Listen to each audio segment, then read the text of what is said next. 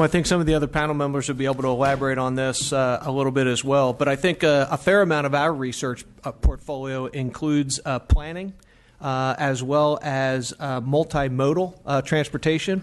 I think a lot of the research that I think the representative from UCLA to be able to elaborate on is how land use plays into the different transportation demands and the best and the wisest way to move forward. And I think a lot of the cap and trade is focused towards disadvantaged communities. And I think some of the research that's being done throughout the state is trying to figure out exactly how to most effectively invest there to get the best transportation outcome. And I think the multimodal connection may be one example.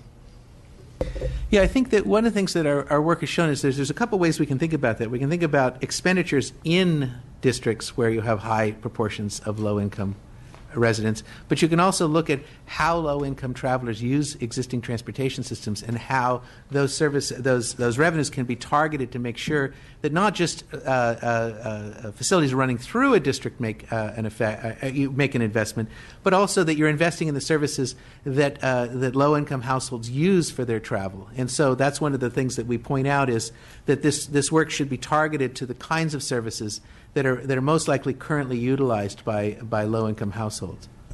Well, it depends on where you are in the state as to how you use the transportation system. Absolutely. If you're in the inland area of the state, there's no public transportation that will get you where you need to go.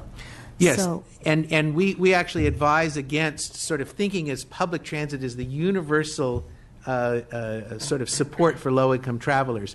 And we've done work at UCLA that's looked at low-income travelers in the Central Valley, living in small towns who rely almost exclusively on private vehicles, often sharing rides, sharing vehicles among multiple households. And we've done work looking at, in those areas, ways to get affordable, clean vehicles, various kinds of programs that can support that in some areas. And what we've argued in other research more broadly is to target sort of the investments to the particular environment. What will work in Pico Union or in South Oakland is very different than might work in Coalinga or in Barstow. And so we talk a lot about targeting the usage and not just the kinds of investments and topics. So absolutely. Thank you. Thank you very much. Director Bayan, so you had in your PowerPoint original appropriation in 1947 of $910,000. Now it's, I believe, $980,000 a year? That is correct, as was explained by Director Dougherty. So I think we've diminished our purchasing power over a period of time, and this is why we're bringing this to head after touring the facilities in California and understanding what good work can be accomplished with an investment.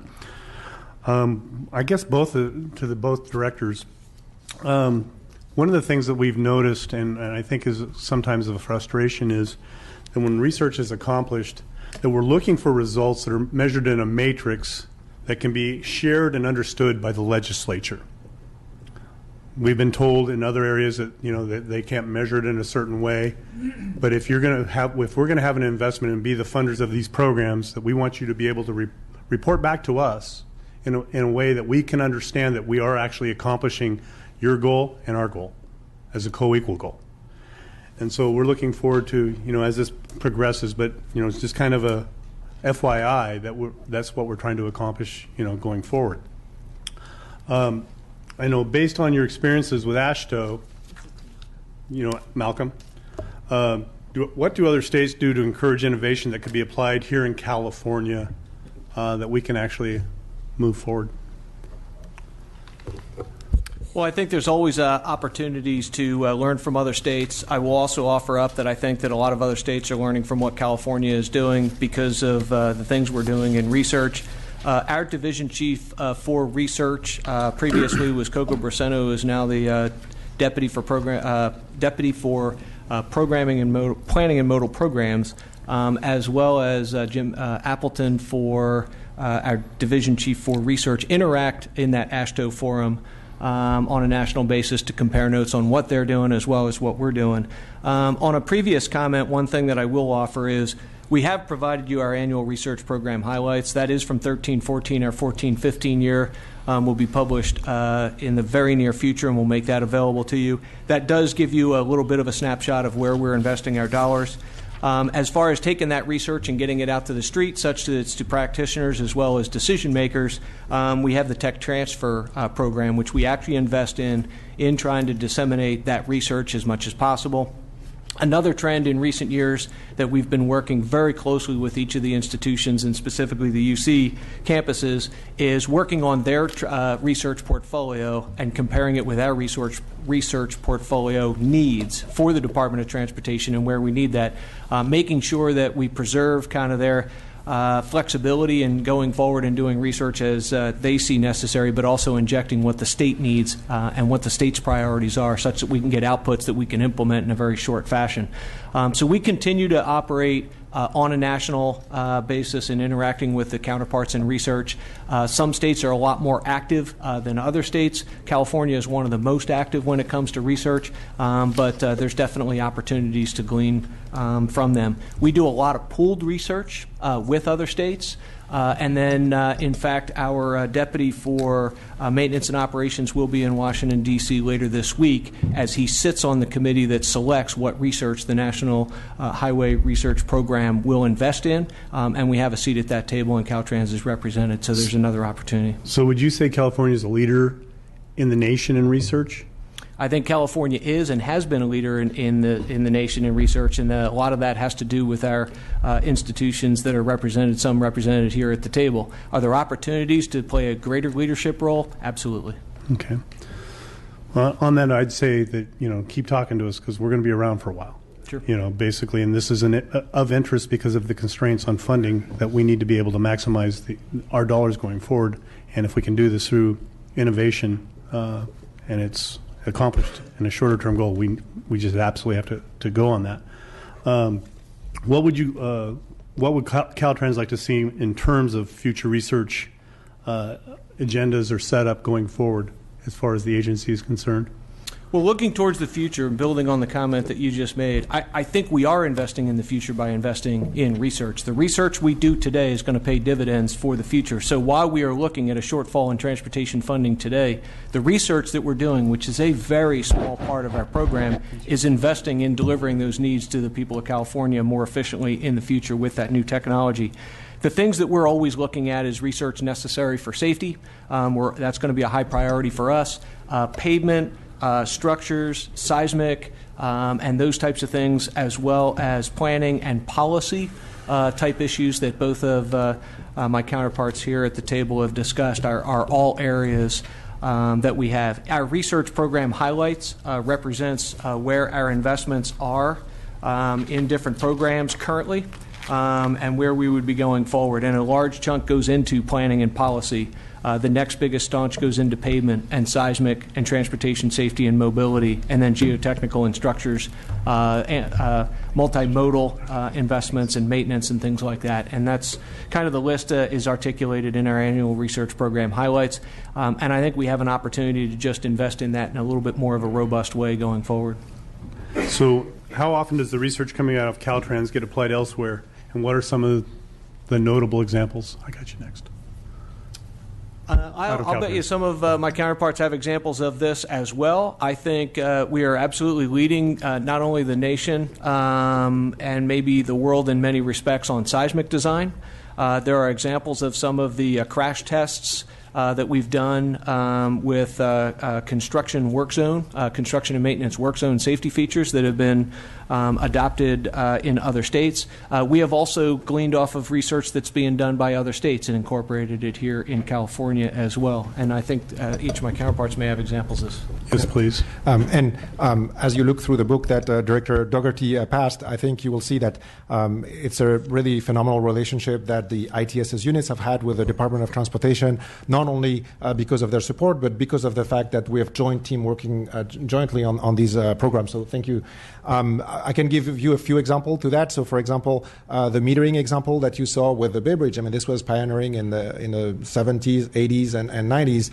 This is now done all over the nation. The GPS acquisition procurement process that was done for the state of California by Caltrans, administered by Berkeley, has also led to a lot of replications of this. The I-95 Coalition is another example of these that was done elsewhere in the nation. Seismically, of course, there's a lot of work, mostly because we have a lot of activities there. And maybe the most interesting example is the automated driving. I mean, the Department of Motor Vehicles now in California is getting help from the different ITSS units, in particular Berkeley, for the certification of these vehicles. This is a problem which is happening nationwide, where California has really led the way, but the other states are progressively following. So I think for a lot of the technologies that we have seen emerge out of this work, jointly done and supported by Caltrans, California has been the flagship of the U.S. in terms of this innovation, and we'll see it happening, or we see it happening in other places in the nation. And maybe Director Taylor has a couple other examples to mention. Yeah, just to toss out a couple of work that we've done to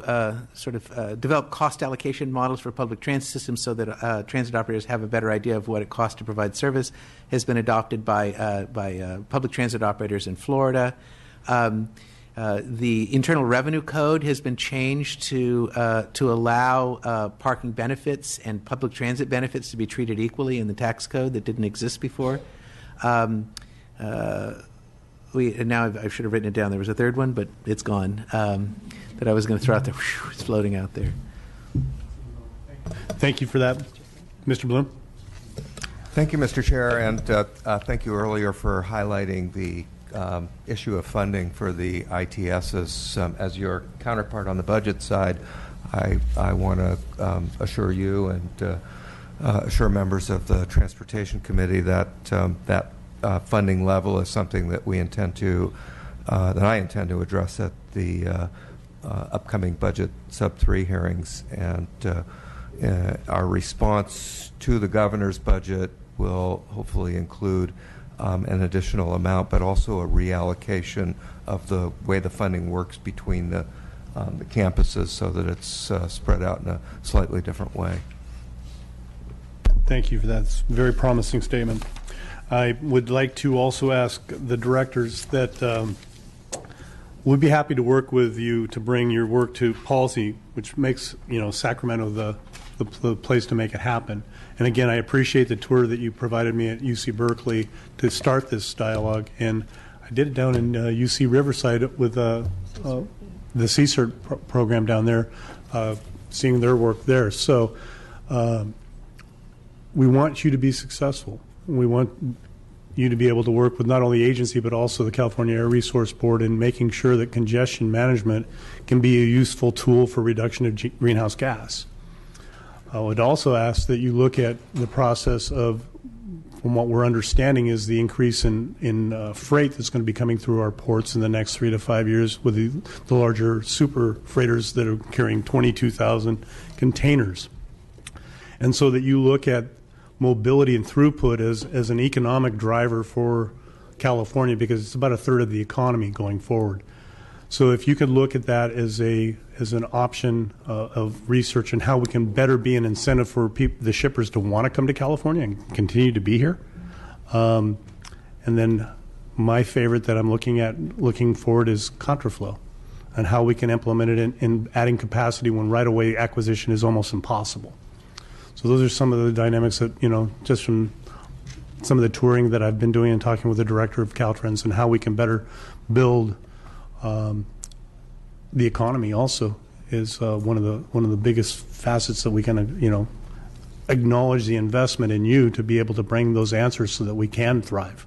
So I look forward to that, and I thank you for taking the time to bring this to us. And I absolutely suggest to any of our committee members the tours that you provide and what you're looking at and how forward thinking you are is absolutely impressive. I really suggest that you make these tours. And again, Mr. Bloom, thank you very much for looking at this in your committee. So with that, I'm going to thank you very much for being here.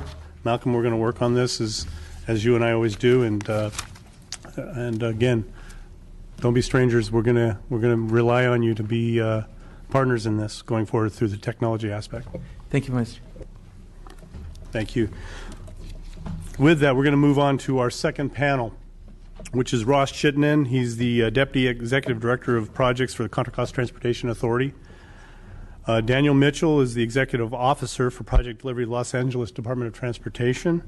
And Tilly Chang is the Executive Director of the San Francisco County Transportation Authority. This is, folks, where rubber hits the road. These are the people out in the streets doing the work and sharing with us their expertise. Mr. Chittenden, thank you very much for coming, and would you please proceed?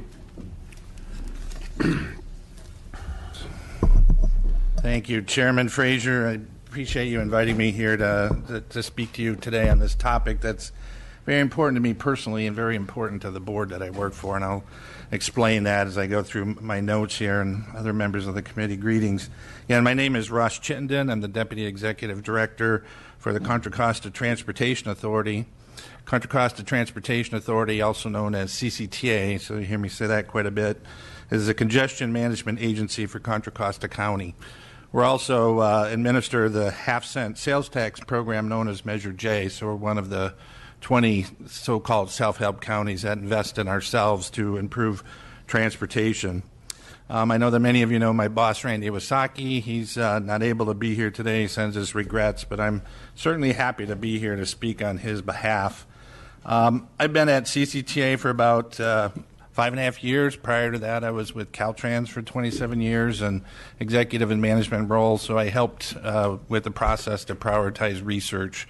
I also am very active in the Transportation Research Board, so I'm very passionate about this topic, and I'm happy to speak here from a practitioner point of view. It will be a little different from what you heard on the last panel. And it's interesting to talk about this topic from a local agency perspective. At CCTA in Contra Costa County, we have 19 cities, and the county spread over a million residents. So we don't have any big cities. It's a lot of small towns, small cities with relatively small public works and planning staff, and it's very hard for them. And I don't need to remind this committee of the challenges that local agencies are having in maintaining and improving their infrastructure. Same time they're trying to keep up with that, the world is rapidly changing around them. Here, what I want to do is talk a little bit about our experience at CCTA. We're very fortunate to be near Berkeley. We're very fortunate to have a great relationship with folks at PATH, the Program for Advanced Transportation Technology. And again, I just want to spend my time here talking about how we partner with PATH and why that's important with our work and with the work of the local agencies in our county. I think something that Chair Frazier was hinting to in his last comments here, what's really important is not so much research, it's deploying that research, getting it out in the street, and that's where we think we can do that lead to the efficiencies and really an ability to deliver government services at a lower cost. So it's safety, efficiency, mobility, those are the kinds of things that we work on. Want to organize my discussion around a couple of key points that demonstrate the importance of this research to local government. First, as I'm sure many of you know, a lot of local agencies, a lot of the small agencies that we work with, they lost a lot of key staff members during the Great Recession, and they just haven't been able to bring them back. With everything they do, it's very hard for the local agency staff, the planners and public works staff, to keep up with the latest technologies and innovation. And it's also scary for many of them to actually implement and deploy that technologies. I've seen a lot of cases where someone's tried something new and it either didn't work as well as advertised, or somebody in the public didn't like it and complained to the city council, or something else just happened. And it's very easy for a lot of these public agency or public works and planning folks to rely on business as usual and miss out on some great opportunities. So we need to use research to develop solutions and then see pilot or demonstration programs that deploy these solutions on a real-world environment and show that they actually work. We're trying to do that at CCTA, and we rely on the help from UCITS institutions. And again, I'll continue to talk about that. Another point is that local and regional agencies have been placed at the nexus of transportation, land use, and emission reduction goals. I had an opportunity to brief Chairman Fraser the other day on our effort to consider extending our half-cent sales tax measure, and I told him that many of our advocates we work with tell us it's a land use measure, it's not a transportation measure. And that's a different perspective, a lot of perspective folks share, but it's the world we live in, and it's very hard for a lot of us old white-haired engineers to accept that. But that's what it is, and folks at the universities can help us plan and educate the planner so that we can really see how transportation, land use planning, climate change adaptation, and connected communities will allow us to plan for the future 25 years out. When we develop our plans, generally we're looking at a 25 to 40-year horizon. There's very few government agencies throughout the country that plan for this connected world, autonomous vehicles, really taking advantage of ITS, and at CCTA, we're one of those agencies that do that. So under my boss, Randy Iwasaki's leadership, we've made it part of our mission to help these local agencies cope with the new realities of the post-AB 32, SB 375 world, and to take advantage of the innovations that we know are just right on the horizon. I'll talk a little bit about another endeavor we do beyond supporting our local jurisdictions. We're undertaking an effort, we call it, to change the world by setting up the largest secure test bed in the United States for testing connected and autonomous vehicles. And the University of California and PATH is an important partner in setting up this test bed and helping to usher in the dramatic changes that we're already starting to see. So I want to spend a few minutes talking about CCTA initiatives and our partnership with the universities. The first couple of things I want to talk about are from a human resource perspective.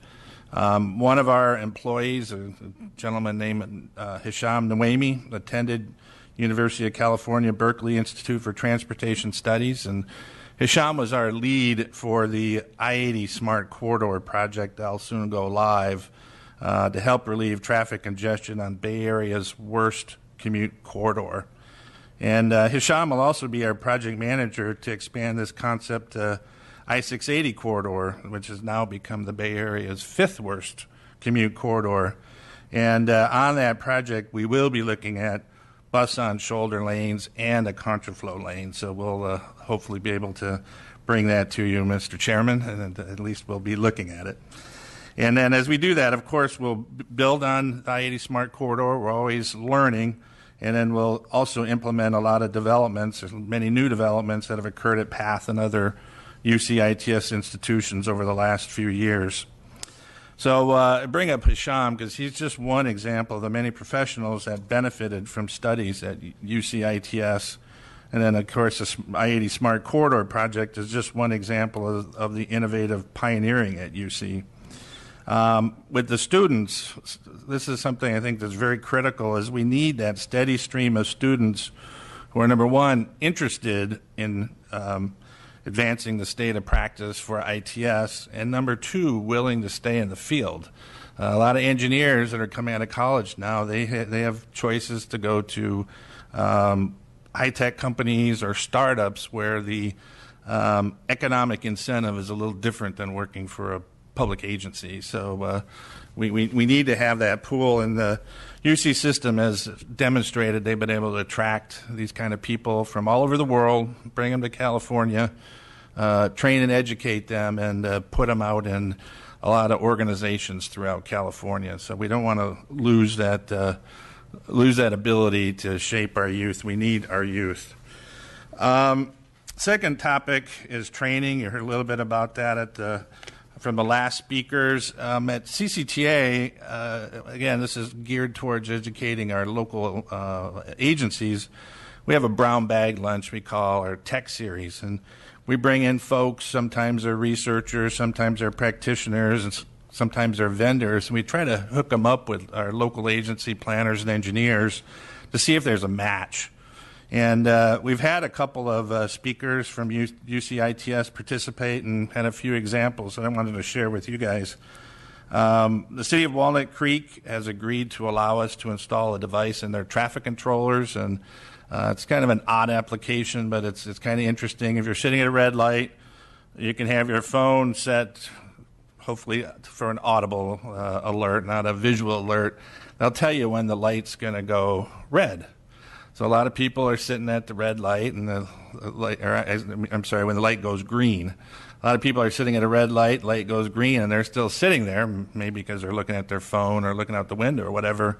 But this just tells people it's time to go, and it's, again, I say it's an oddball application, but more than what it really does is it helps inform the public that soon their vehicle is going to be connected with the rest of the world, and that's the future that's coming. Second initiative we have with PATH and Tri-Delta Transit in Chairman Frazier's area is to establish what we call last mile connection and connection protection. And if you ride transit, you know that there's nothing worse than seeing the bus take off right before you get there. So this is an application, smartphone application. They'll tell the bus driver, hey, there's a passenger that if you wait 30 seconds, 20 seconds, they're going to be able to make that connection. A lot of times out in the area where Chairman lives, you've got 50-minute headways on buses if you're lucky, and a lot of times it's 30 minutes. So if we can help these people, and it could be a bus-BART connection, it could be a bus-bus connection, it could be somebody that's trying to make their way to a transit stop. It's just, if that bus can just wait for another 30 seconds, we think we could improve ridership on transit. So simple application, but something we couldn't do without UC and PATH. And then, again, I want to just talk a little bit about our efforts with the test bed. It's an activity we call Gomentum Station at the former Concord Naval Weapons Station. The facility is going through the BRAC process, and it'll soon be transferred to the city of Concord. Facility's over 5,000 acres. It has over 20 miles of paved roads that are perfect to simulate the real world so that cars can get out there, autonomous cars, connected vehicles can get out there. And again, UC is an important partner in this effort. And we're doing this for 4 reasons: mobility, safety, environment, and jobs. And I really want to talk about that last one, jobs. Technology is coming, and this technology is going to create a lot of jobs. A lot of people have said this could be bigger than the Internet, or at least as big as the Internet. And we're doing it because we'd like to see those jobs in Contra Costa, and maybe you don't necessarily share that, but you certainly want those jobs to stay in California and Silicon Valley. State of Michigan, as an example, they're investing millions of dollars at the University of Michigan, my alma mater. Go Blue, anyone? No? Sorry. And other areas around Detroit to perform research and develop the technology there. And my question is, why not California, and why not University of California? So we need the continued strong participation of UC to be successful at Gomentum Station. So in conclusion, the Institute of Transportation Studies has worked with CCTA on a number of important research topics. We hope to continue that. And research and innovation is so important to us that we're proposing to put about 1% of our proposed new sales tax measure into deploying technology. And we envision that this funding, we can partner with UC, we can partner with other institutions to implement these pilot demonstration projects. So we want to take the research and get it out in the streets. So the pilots will demonstrate to the public works planning folks that it can work. And for those pilots that work, we'll use the other funding in our measure to deploy them into the other communities. So we want to be part of this 30-to-1 leverage that UC is able to make with the funds that you may be able to make to them.